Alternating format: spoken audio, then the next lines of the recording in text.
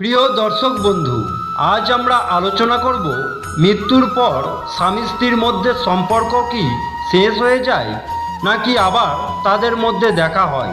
গরুর পুরাণে এই অজানা রহস্য আজ আমরা উদ্ঘাটন করতে চলেছি। ভিডিওটি যদি ভালো লাগে তাহলে একটি লাইক করে দেবেন এবং চ্যানেলে নতুন হলে সাবস্ক্রাইব করবেন।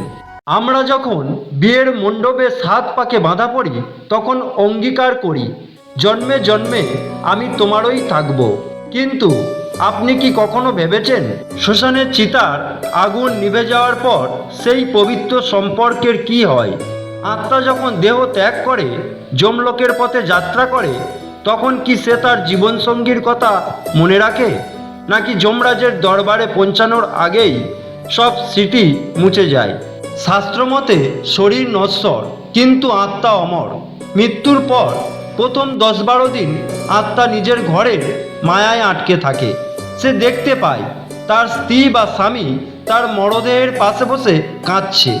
আত্মা বারবার তাদের ছুঁতে চায়, কথা বলতে চায়, কিন্তু সে আর পারে না।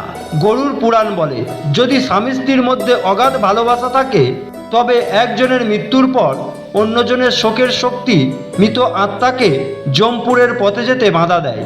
আত্মা তখন এক অদ্ভুত যন্ত্রণার সম্মুখীন হয়। সে না পারে পরলোকে যেতে, না পারে ইহলোকে ফিরে আসতে।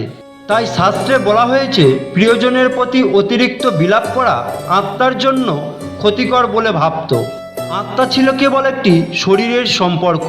যমপুরীর পথে চলার সময় যখন বৈতরণী নদীর তপ্ত বালু বা রক্তস্রোতে পার হতে হয় তখন আত্মা বুঝতে পারে সেখানে সে একদম একা। সেখানে তার কৃতকর্মের ভাগিদার তার জীবনসঙ্গী হতে পারে না। শ্রীকৃষ্ণ গীতায় বলেছেন, মানুষ একাই জন্মায় এবং একাই মৃত্যুবরণ করে। অনেকে প্রশ্ন করেন, পরের জন্মে কি আমরা আবার স্বামী স্ত্রী হিসেবে জন্মাতে পারি?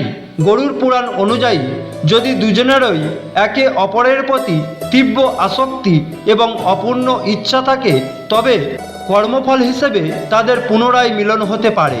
কিন্তু মনে রাখবেন, পরের জন্মে তারা স্বামী স্ত্রী নাও হতে পারে। হতে পারে তারা বাবা মেয়ে, মা ছেলে বা দুই বন্ধু হিসেবে জন্ম নিল।